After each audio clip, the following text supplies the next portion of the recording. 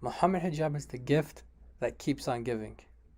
He's been giving so much content lately to David Wood and a ton of other YouTubers. And recently, he ambushed the apostate prophet on a podcast, and I just want to share a snippet of that discussion to show how Muslim apologists use this honesty in their arguments for Islam.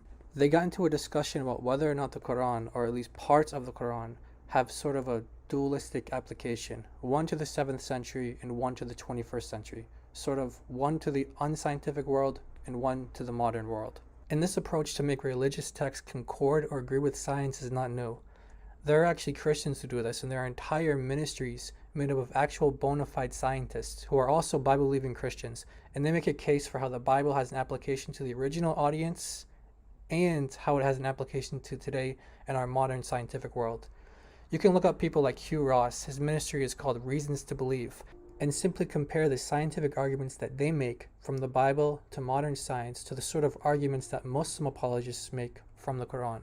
Alright, now without further ado, let's get into the clip. The Quran says, and by the way, the Quran says in chapter 25 that there are many suns, because it says, تَبَارَكَ الَّذِي جَعَلَ فِي السَّمَاءِ بُرُوجًا. No, it does not. Pardon? What does it say that? Yeah, it says in chapter 25, تَبَارَكَ الَّذِي جَعَلَ فِي السَّمَاءِ بُرُوجًا وَجَعَلَ فِيهَا سُرُجًا منيرة. There's two qira'ahs. One qira'ah says سِرَاجًا منيرة and سُرُجًا منيرة. So, what chapter, what verse? I can't remember the verse here, but this you can just check it. Chapter 25. That is most definitely untrue. Well, I've just quoted it in the Arabic, so you can. Why is it most definitely untrue? I've just told you in the Arabic because I don't know the verse number. Sorry, I don't know the verse numbers. I haven't memorized the verse numbers. I've memorized the Arabic. So, تبارك الذي جعل في السماء بروجا وجعل فيها. There's two qira'ahs. One of them is Siraj Munira, and there's another one Suraj Munira. The Siraj Munira means a shining lamp, and Suraj Munira means many stars. So a shining lamp means a star, and many suns, one sun and many suns. So in other words, the Quran says that there are many suns. The cosmic picture of the Quran, therefore, is that there are many suns, many solar systems, because suns are accompanied with solar systems. Alright, so what Mohammed Hijab is doing here is an attempt to argue that the Quran speaks of multiple solar systems, and the implication is that this is a scientific miracle, because how could the Quran have this information in the 7th century unless God revealed it? And he bases this on chapter 25, verse 61. Now, just to break down what's being said here, as Mohammed Hijab helped popularize with Yasir Qadi that there are multiple readings or qira'at of the Quran. That means that there are different versions of the Arabic Quran, which, as Mohammed Hijab is pointing out here, result in very different meanings. In one reading of the verse, it uses the word sirajan, which means lamp, in the singular. And then in another version, it uses the plural, surajan. So to be clear, the verse doesn't actually use the word sun, it uses the word lamp and lamps. But Mohammed Hijab is saying that when it's in the singular, it refers to sun, singular, and when it's in the plural, it refers to suns, plural. And he's using this to substantiate his argument that the Quran speaks of multiple suns and therefore multiple solar systems, supposedly a scientific miracle of the Quran. Now, he entirely missed or skipped or omitted the word qamaran, which means moon. And I'm going to ask you, why do you think he did that? He cites it twice in Arabic, and in Arabic he skips it as well, but he translates it in English, skips it, completely omits the word moon, and he even looks it up on his phone later, and he never corrects himself. My question is, why do you think he skipped over the word qamar or qamaran, the word moon? Let's listen to it one more time. Yeah, it says in chapter 25, تبارك الذي جعل في السماء بروجا وجعل فيها سروجا منيرة. There's two qira'ahs. One qira'ah says سراجا منيرة and سروجا منيرة. Now, I've heard Mohammed Hijab making videos in Arabic, and he appears to have a good grasp of the language. But here, he says Surajan Muniran, which when I first heard sounded very unnatural to me, and it sounded weird, because you have a plural noun, Surajan, lamps, matched with the singular participle, Muniran, which means shining. And it's also in the masculine, singular, masculine, which I know doesn't translate well into English in terms of understanding why this sounds awkward and incorrect in Arabic, but the fact is that when Mohammed Hijab said that, even though that's grammatically incorrect in Arabic, which means that when he said it, he knew it sounded awkward and it sounded weird, but he still said it to make his argument. Now, the Quran doesn't actually say that. The Quran uses the word moon before munira, and that's important.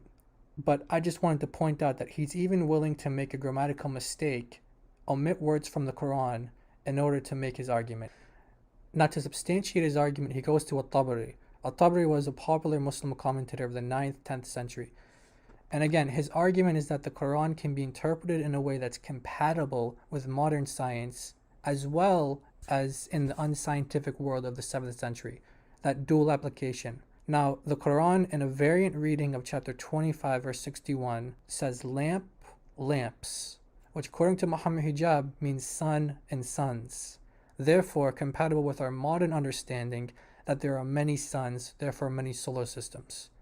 All right, so he appeals to At-Tabari. Let's listen to that. Stars in the sky, and that there's Oh, also you a can't lamp, access the a tafsir. lamp, At-Tabari says here, look, a يقول, lamp and an illuminating moon, which refers to the sun and the moon. This is yeah, no, but this is a ridiculous it says claim. here, it says it here. Look, I can read it to you if you want. It says, this is Tabari's tafsir, بروجا وجعل فيها سراجا.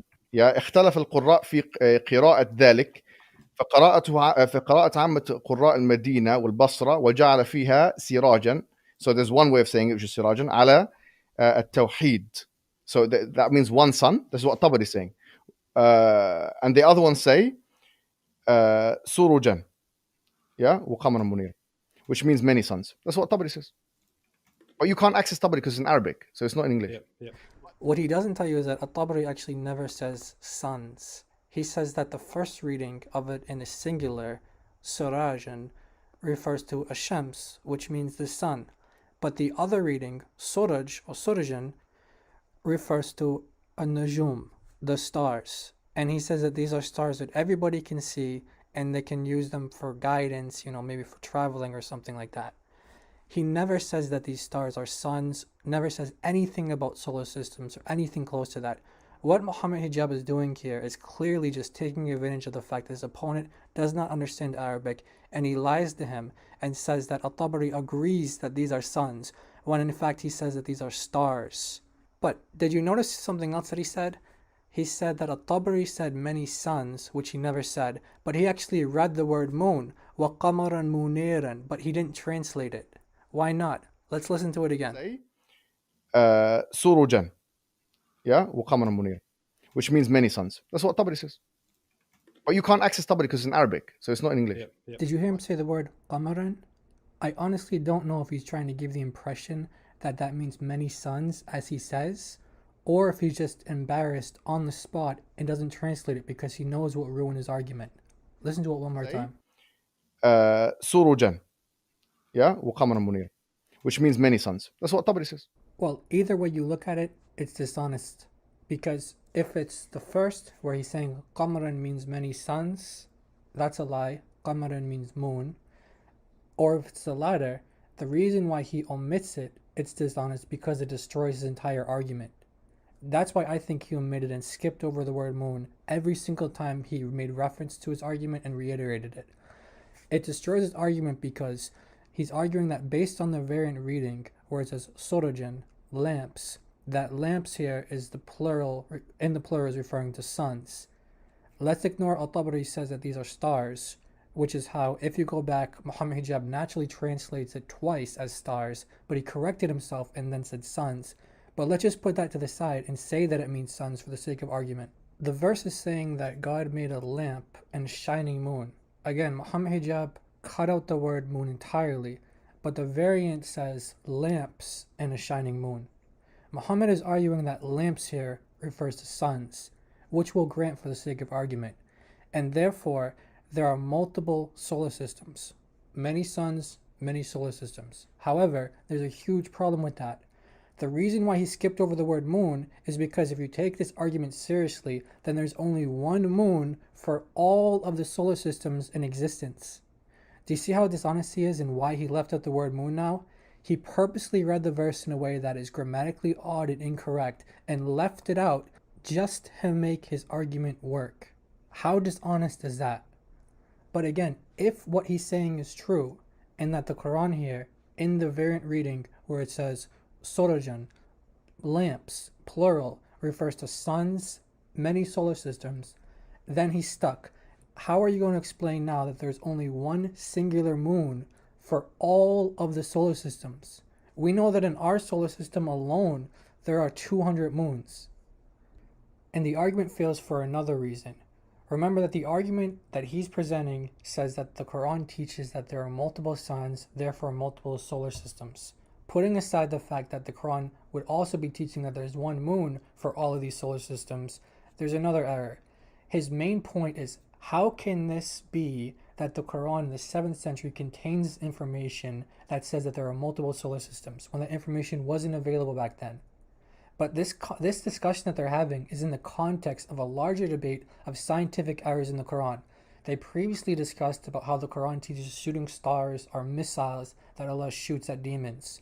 And again, just for argument's sake, if the argument that Mohammed Hijab presenting is true, that there are many suns and therefore many solar systems, how does this prove that the Quran has divine origin?